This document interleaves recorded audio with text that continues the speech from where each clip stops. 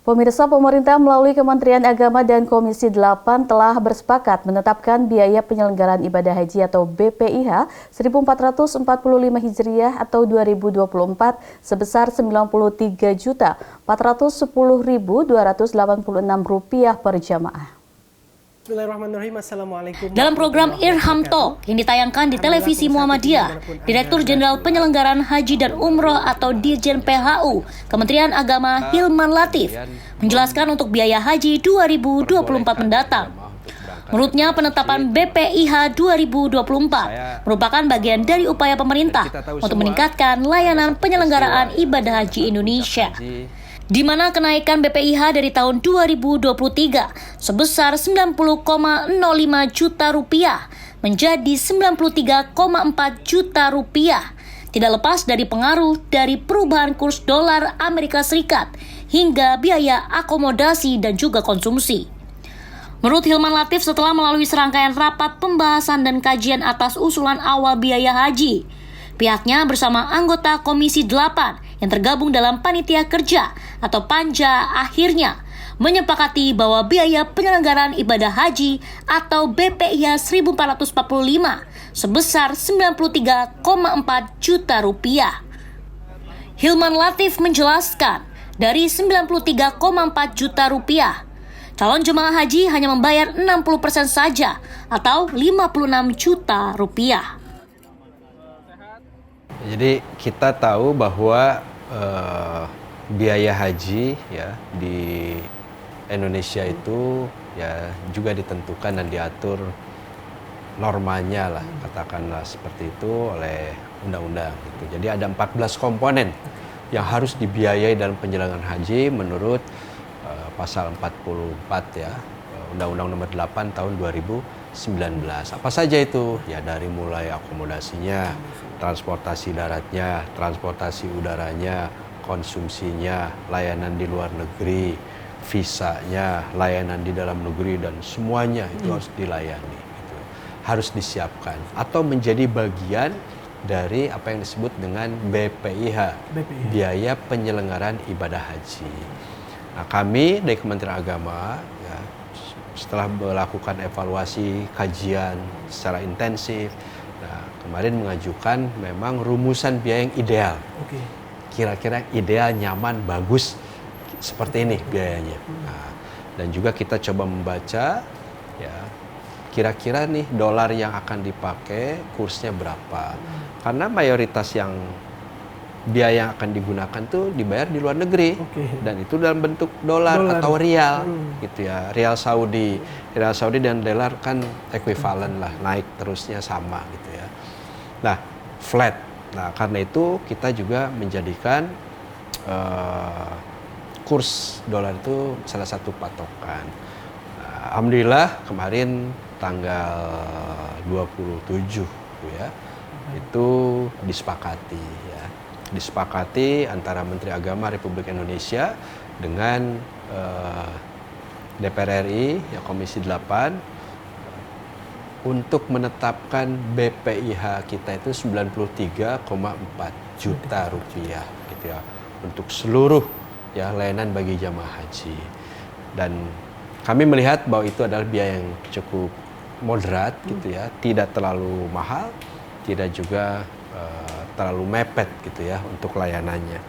Dan dalam forum tersebut juga diputuskan gitu ya, saat ini kami bersyukur juga ya bahwa penetapan biaya antara BPIH dengan biaya yang wajib dibayarkan jamaah, rasionya sudah semakin disesuaikan gitu ya.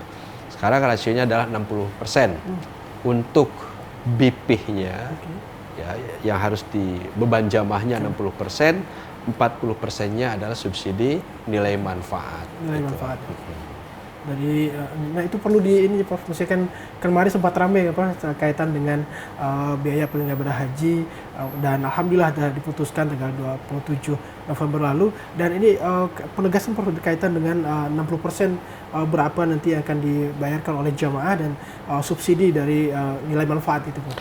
Ya, jadi memang di undang-undang pun disebutkan ya bahwa biaya penyelenggaraan ibadah haji itu dibebankan pada beberapa aspek gitu ya, termasuk juga di situ BPIH atau beban jamaahnya, ada nilai manfaat dari optimalisasi dana haji di BPKH, ya, kemudian juga ada APBN yang khusus untuk petugas yang melayani dan seterusnya.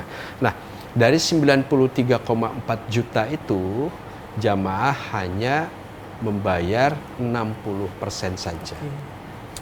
60% saja atau 56 juta. 56 juta. Atau 56 juta rupiah. Sisanya ya 93 juta itu dikurangi 56, yaitu sisanya itu nanti dibayarkan dari nilai manfaat. Nah, jamaah kan harus membayar 56 juta ya. Tapi jamaah juga sudah punya setoran awal 25 juta. Nah, sehingga tinggal 56 ya dikurangi 25 juta. Sisa itulah yang harus dilunasi. Nah, perlu diketahui oleh jamaah bahwa setiap provinsi itu membayar biaya yang berbeda. Oh, beda? Ya, beda. Jadi yang berbeda itu sebetulnya lebih pada penerbangannya. Orang yang tinggal di Provinsi Nanggro Aceh Darussalam itu lebih murah. Ya. Nah, kemudian ada sedikit mungkin di Medan, ya, di Sumatera Utara, sama kemudian yang di DKI, ya itu tengah-tengah gitu ya. Kemudian yang di Surabaya, yang di Makassar. Jadi semakin ke timur biayanya semakin naik pesawatnya gitu ya. Nah, karena itu kita menyebutnya 93,4 juta itu adalah rata-rata. Rata-rata BPI hanya segitu ya, dan rata-rata beban yang diberikan kepada jamaah itu rata-rata adalah 56 juta itu gitu ya. Plus nanti jamaah juga akan mendapatkan hasil dari akun virtual bank mereka gitu ya. Jadi virtual account mereka, hasil optimalisasi dari BPK itu ada beberapa yang diberikan pada jamaah, ya kisarannya ada dari mulai 1,7 sampai 2,1 2,4 juta gitu, kira-kira begitu. Oke.